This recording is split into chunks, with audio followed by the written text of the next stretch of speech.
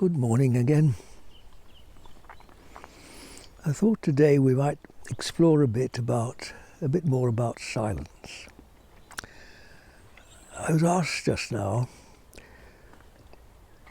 when I stop thinking, or in between my thoughts, when I lose that personal identity of being my thoughts and my own mental picture of what I am, what am I?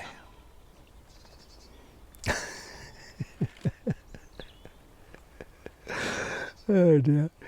And strangely enough, I'm not sure that I could actually give you a verbal answer that means very much. But what I can do is bring you back, as I always try to do, to just being present, you see. Just here now, feet on the ground, listen, look, and feel this stillness.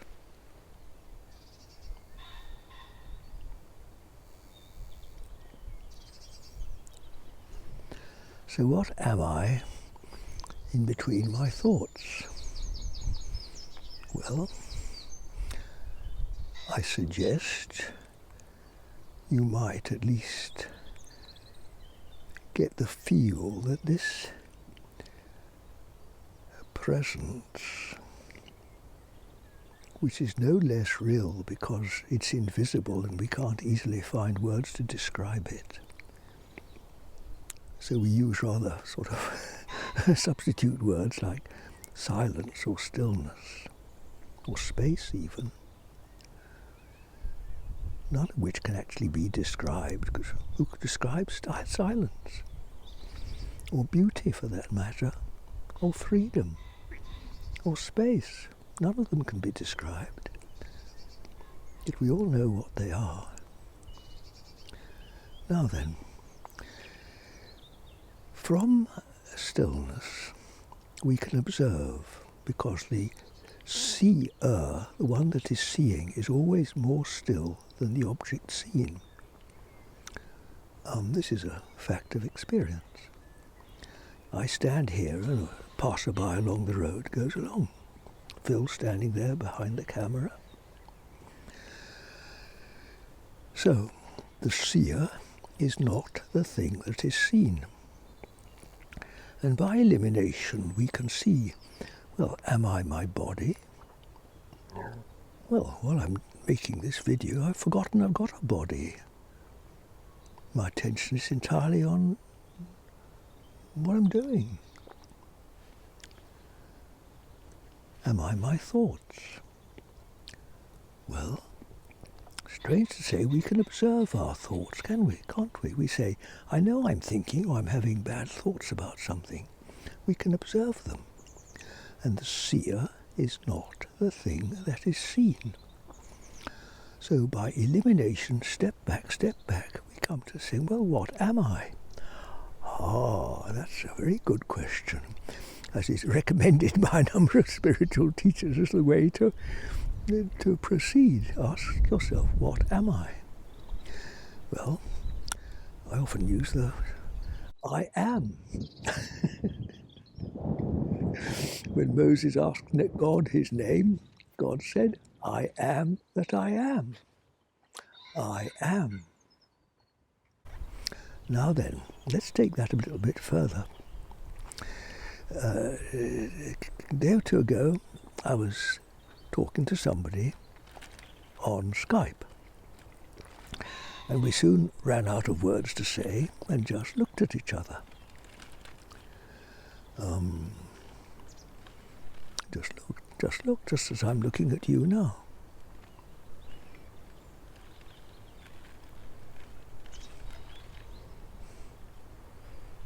And afterwards I received a letter in which it was a woman. She said, I just melted and felt,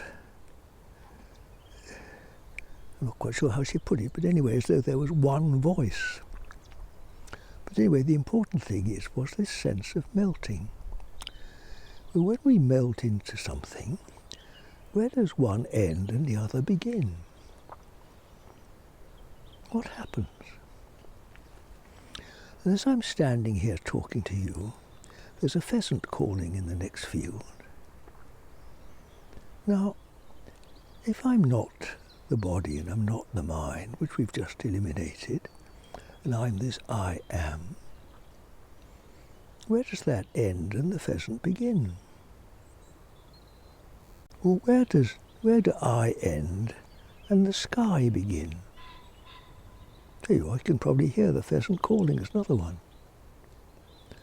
Where do I end and the trees begin? Or the grass? Or the sound of wind in the trees? The birds? What am I? Am I a separate person called John Butler? Or dare I say, I'm everything? Or is it even more accurate to say, I'm no thing, but that invisible presence, or spirit, which inhabits everything, which enlivens everything. How amazing, isn't it, how we can expand from being this little old man, sort of in this old man's body leaning on a stick, to simply expand without losing any sense of being. In fact, you become, from just being an old man, I become just being in big letters with a capital B. A very big being, which, where does it end, my dears? And what's this thing they call unity? What do we mean by it, for heaven's sake? Here and now, I can be separate, look at me, separate in a little box called me. Or I can be that universal being. And how many are there of that? Was there just one? And doesn't that include everything? Doesn't that include you?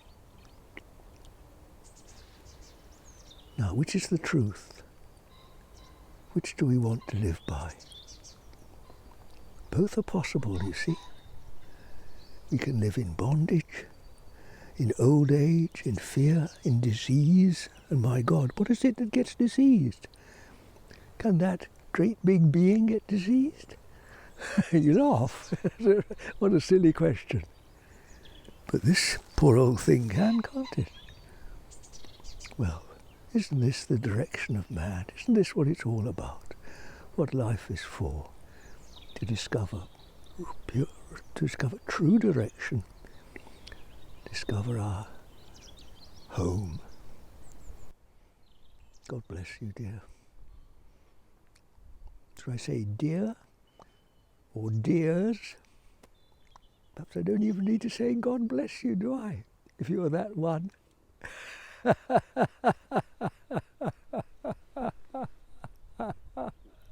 The other word for that is love. Love to all of you, wherever you are. See you tomorrow.